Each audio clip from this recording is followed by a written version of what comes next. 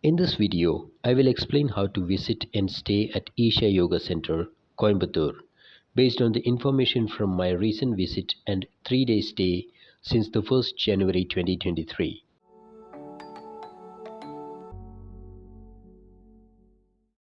Namaste and welcome to Way of Life channel. My name is Albin and this is the first video of my channel, so all the help and support will be really appreciated.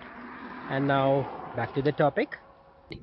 For those who do not know, Isha Yoga Center is a scenic spiritual destination at the foothills of Veliangiri Mountains that was founded in 1992 by Sadhguru Jaggi Vasudev, now a world-renowned yoga and spirituality guru. The place has since then developed into a hotspot for casual visitors, yoga and spiritual seekers, as well as religious worshippers alike. The Isha Yoga Center can be covered in a day. The best options to reach the center for one-day trip are by one's own vehicle or via public transport bus from Gandhipuram bus stand at Coimbatore. Taxi can be a bit too costly for a budget ride, considering the distance unless you are up for it. Since the location is about 30 kilometers away from the Coimbatore town, if you want to stay for more than a day, you have to book a cottage online at cottage.isha.in. Typically, you get a confirmation within 48 hours of booking. Currently, bookings are open for up to 3 months ahead. It is advised to book cottages at least 4 weeks prior to the visit. Cottages named Nadi, Nalanda and Alayam are closest to the temple, while others are about a kilometer away. So if you are planning a short visit aimed at doing meditation at Dhyanlinga, try booking these.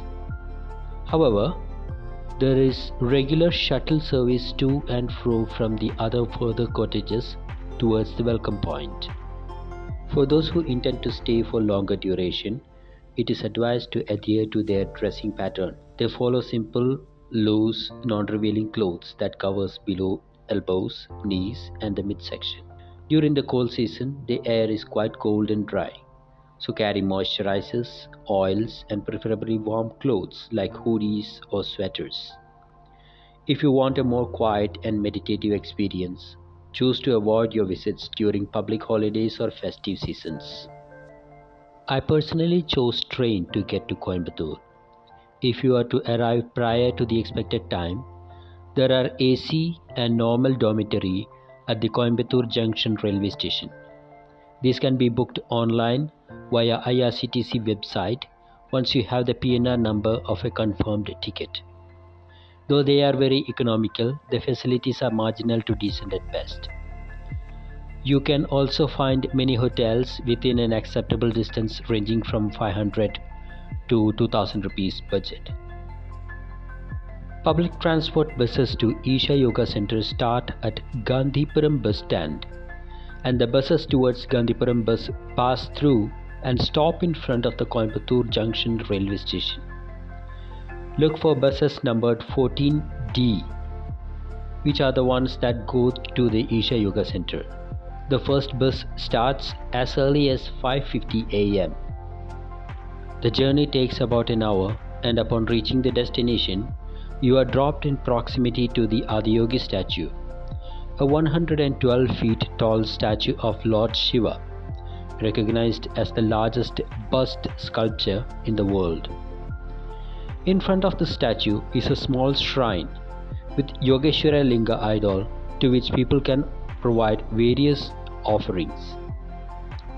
If you are coming by vehicle, you may park your vehicle in the open space here or close to the main entrance to the center, which may be reached through the Isha Yoga Center road to the western side of the Adiyogi statue. The main entrance, named Sarpavasal, meaning abode of serpents, is half a kilometer northwest to the Adiyogi statue. You may walk the distance and purchase things from the stalls along the side. But if you do not feel like it, there is a fun ride offered by bullock carts to and from Adiyogi statue to Sarpavasal. Since taking photos or using mobile phones in the inner sanctum is prohibited, there is a free facility to deposit your valuables for safekeeping near the main entrance. Those who are staying can take their luggage inside after being subjected to a scanning at the safekeeping counter. Mention it to the main gate security and they will let you through and suggest you lead directly to the welcome point besides the inner sanctum, which I will mention in a while. You can also find a police aid post, bus stop for the return journey, and a restaurant nearby if you look around near the main entrance. You are advised to take a towel to wipe yourself dry and a plastic bag or container to carry it till you come out. Also, carry some cash as they charge a small fee at Surikund and Chandrakund, or if you want to make purchases from stalls, buy book or make offerings. Once you're through the Sarpavasal entrance, continue through the pavement. At about 140 meters, you reach an Isha Foundation restaurant, Isha stall and shoe stand where you can deposit your shoes before preparing to head further. Deposit your shoes there unless you've booked cottage, in which case you must head to the welcoming point. Be advised that the Isha restaurant only provides light sattvic food as advised by Sadhguru. As you proceed, you see a big open hall-like building which houses the Suryakund and provides space for resident yoga students to practice their sadhana. Suryakund is an energized pool with Rasalinga consecrations and filled with really cold water aimed at awakening, energizing, and calming the mind and body to improve your receptivity level. Suryakund is for gents, while another pool named Chandrakund is for ladies, which is situated within the inner sanctum of the temple. Initially, I was shivering from the shock of the cold water, but by the time I walked out 10 minutes later, I felt refreshed and energized on a whole new level. Once past the Suryakund, you reach a clearing with a lotus pond and a bridge through its middle which takes you to the Nandishvara, the statue of the bull guardian guarding the entrance to the Dhyanalinga temple, which is also the exit from the inner sanctum. To the north of this, you can find a restaurant, valuables deposit counter for the residents, and 2 Isha stalls where you can purchase various Isha products. Further up north, this road is the welcome point where the residents are to check in. Once you check in at the welcome point, they give you the key to your apartment, and here there will be volunteers who can clear out any doubts you have regarding the center, facilities, daily programs, courses, your stay, etc. To the south of Nandishvara statue is the common entrance to the inner sanctum, entering which will directly take you to Linga Bhairavi temple, a powerful deity of Shakti. You may meditate, pray or make offering here and continue to circle clockwise towards the common entrance to the Dhyanalinga dome. Right before this entrance is the way to Chandrakund, where ladies can take a dip to prepare for Dhyanalinga.